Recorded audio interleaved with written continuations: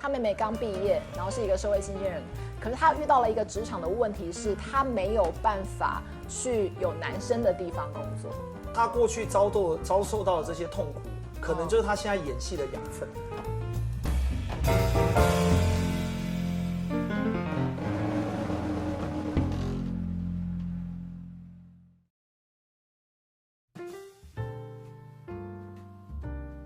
欢迎大家来到四季职涯发展学院，我们进行的是生涯发展说书人的单元。我是寇老师，大家好。我是菲米老师。那菲米老师啊，最近我常看这个新闻啊，发现说这个社会啊，现代人的压力非常的大，许多人他其实他心里是有一些创伤，或是有说不出来的苦，那这个苦或是他的心结啊，会影响到他的一个工作的表现，或者他职业选择上的一些的困难跟障碍，那菲米老师有相关的经验吗？你这个提问倒是让我想到了有一次我的学员是一个姐姐，然后她带着她的妹妹一起来上课，但她妹妹在外面，然后姐姐就跟我透露了说，她妹妹刚毕业，然后是一个社会新鲜人，可是她遇到了一个职场的问题，是她没有办法去有男生的地方工作，就只能纯女生的工作场合，就对了。对，所以我觉得这有点困难嘛，因为不太可能是一个全部女生工作的环境，对不对？对。所以她姐姐就是希望说，我可以稍微就是辅导一下她妹妹，或者了解一下这个原因。那 Copen， 你有没有联想到说，像这种就是她可能有一些她的这种职场议题，她可能因为当事人没有说，其实我们也不太能够知道。对，我们也不确定她的问题点在哪里，是恐男症还是说跟 Me Too 事件有关？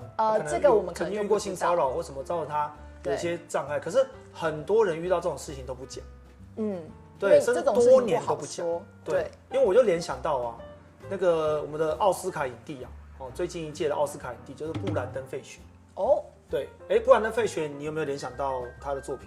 没有你有没有看过那个《神鬼传奇》？这个我有看过，这个我有看过，很帅啊！他拍了3集《神鬼传奇》哦。你说年轻时候的他？对，沙木乃伊又很厉害，对，又帅，然后眼睛又大，对啊，然后很性格的动作明星哦。布兰登·费雪他本来是一个很有名的好莱坞动作巨星哦。那可是其实他有一个秘密，多年来都没有讲，他的心结是什么呢？对，都没有讲。那我们先说布兰登·费雪，他很有趣哦。他本来是拍这个《神鬼传奇》哦，大红大紫，对不对？可是有一阵子都没有看到他的电影哦。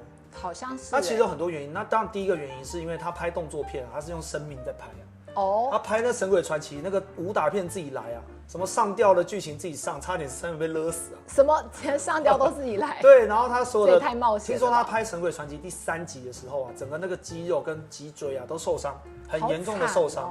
对，然后呢，他更惨的是他自己在家好像锯树啊，做家务的时候又再受一次伤，他真的很严重，所以他受伤到他根本就没办法起床去上工啊。OK， 对，那你看第一个肉体的问题，那第二个呢？坦白讲，有一阵子啊，这种冒险的动作片啊，有点退烧，对，所以他那阵就接不到大制作，都接一些小作品，所以就没有什么人注意到他。就算他其实有拍戏，我们也没有注意到他。那可是重点来了，他在多年后，他也终于讲，他有一个很大的心结，一直没有解除，是什么呢？因为他曾经去参加这个金球奖的宴会 ，OK， 他在金球奖的宴会啊，被金球奖那边的主席啊，男生给他性骚扰。什么？对，然后还被摸屁股啊，他很不舒服。对，不舒服。可是你要知道，毕竟他那时候虽然是有名的明星，可是他就是个演员嘛。对。那你去人家金球奖的场子，被人家的主席给你这样偷摸一下，那他好像也不能说，他也不能说什么。所以在一个职场的一个压力之下，他选择隐忍。可是这个心结跟着他很多年。所以造成他很难走出去，对不对？对。但有趣就在我觉得他怎么转变他的心结心魔呢？他没有放弃他自己耶。就像他这次得奖的片子啊，叫做《The Whale》，金鱼啊，台湾翻译叫做《我的金鱼老爸》。他在《我的金鱼老爸》呢，它是一个舞台剧翻拍的戏。他主要讲的是说，在美国其实肥胖是一个很严重的疾病。美国有人就胖到没办法走路，坐轮椅这样，真的造成很大影响。对，也没办法工作，因为坐轮椅你要怎么工作？所以这个很多美国因为食物太营养了，很多肥胖的问题。那布兰登·费雪其实他也是中年发福了啦。变胖了。但是他又再加特殊化妆，让他看起来更大只。他就演这个那种非常肥胖的一个爸爸的角色，然后在戏里面演得非常感人啊。他演他的父女的感情啊，跟他自己对自己身体的缺陷的一个，所以是他最近的代表作，就没错，他就是演得太好了。可是这很赌，因为他太久没有大作品，他突然演这部片子啊，也不知道会不会成功。但他很用心的在演，演完之后啊，广受好评。所以他从转折中对，就一直拿奖，你就看他这个一直奥斯卡、金球奖一直拿奖，这影帝都是他就对了。哇，等于说他成功克服自己的心魔，回到他最爱的演戏的事情上，然后把他的情感展露在他的作品中，获得大家的。所以过去的那个苦难跟逆境，好像是一个包装过后的祝福，反而就给了他另外一种可以拍这种剧情片的一种滋养。对，甚至他过去遭受到的这些痛苦，可能就是他现在演戏的养分。这个好像也跟我们就遇到这个妹妹啊，其实故事是蛮接近的。对，因为其实她虽然不是学员，她只有坐在外面等她姐姐。然后我当时呢，其实也没有带太多的工具在身上，然后因为时间也不够，所以呢，我那时候就给了她一套动物的卡片。这个动物的卡片其实就是从《人生就是要开心的》这本书上面剪下来的。然后我就请这个妹妹呢，就是从这么多65张的动物当中呢，挑出她最有感觉的那几张。你就给他选动物的。对，而且我没有限制张数，所以他就选出了6张他最有感觉的动物。那Kobe要不要猜一下，就是这6只动物是有什么样的玄机吗？你看得出什么所以然来吗？就看起来很可爱啊。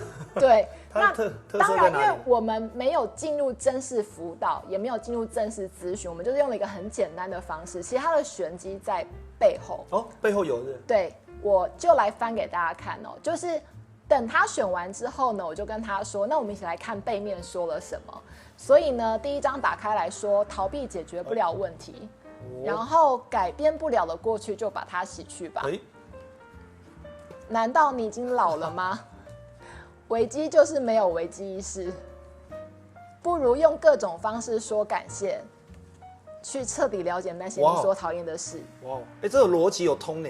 对，然后妹妹自己看完后面的时候，她就哭了就哭了。对，然后我就觉得她应该有 get 到某一些事情，然后但我们就跟她用互动的方式，就让她觉得她从这里面就是吸取了自己所选出来的牌卡当中的哪些就是对自己很受用的话，这样子。好，所以虽然我们没有真的知道她发生了什么样的过程，但是呢，据她姐姐后来跟我说，就是她妹妹呢就真的鼓起勇气，然后踏出了第一步，然后就进去了一个确实男生蛮少的职场。还是有男生。对，但他还是跨出去了。对，所以呢，就是我听到的时候，其实也觉得蛮开心的。那我们现在来看一下，如果是这6张的话 ，Coco， 你刚刚是本来对于哪一张动物是最有感觉的呢？6张来选1张的话，我其实非常喜欢熊猫我应该会优先选这个熊猫。好啊，你要不要拿起来看看？好，我们来看一下熊猫。它背面是谁的故事呢？因为每个他写的就是危机就是没有危机意识。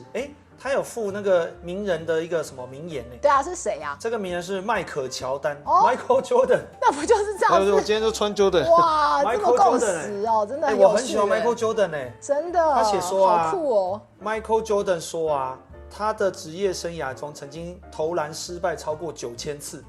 输了将近300场比赛，天哪！所以大家期待他投出胜利的最后一集的时候，他落空了26次，他的人生就是不断的失败。真的，Michael Jordan 那么强，这样讲让我想到以前 Michael Jordan 有拍一个球鞋的广告，他也是讲这个，他说他曾经投丢多少比赛，关键的时候失手多少次，所以我成功。也就是说，对 Jordan 这么强的人来讲他就是在关键的比赛可能会输。可是他的心理的素质强大到他可以迅速的做调整，然后在下一场比赛再赢回来。这个其实是蛮难得的因为基本上他们是不会受到自己失败的阴影的影响，因为有些人就会觉得说我上次这样投的话我失败了，所以我马上就会出现那个阴影，说糟糕，我这次会不会又投不进？对，软手到所以就有点像自己吓自己这个阴影的东西。那 Coco， 你知道其实我们在讲阴影的这件事情的时候，通常都会读心理学家就荣格的一个理论。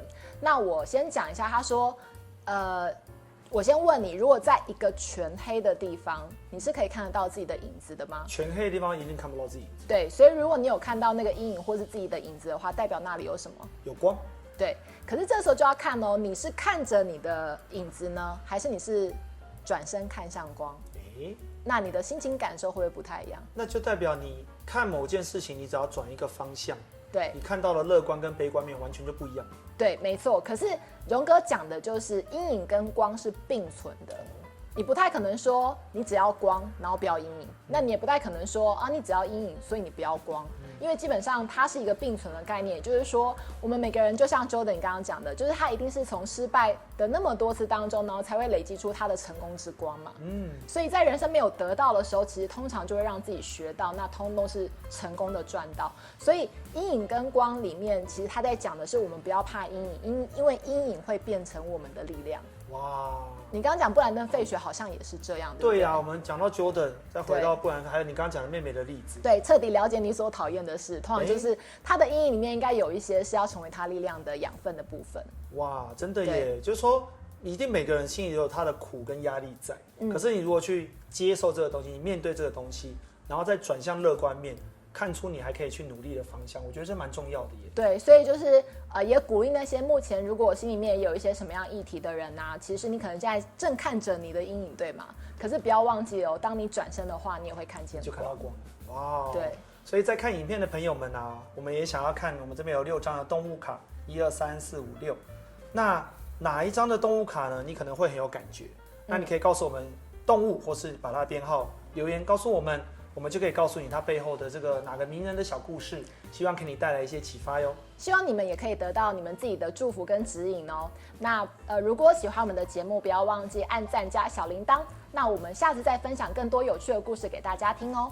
好，现在就下支影片再见喽，拜拜，拜拜。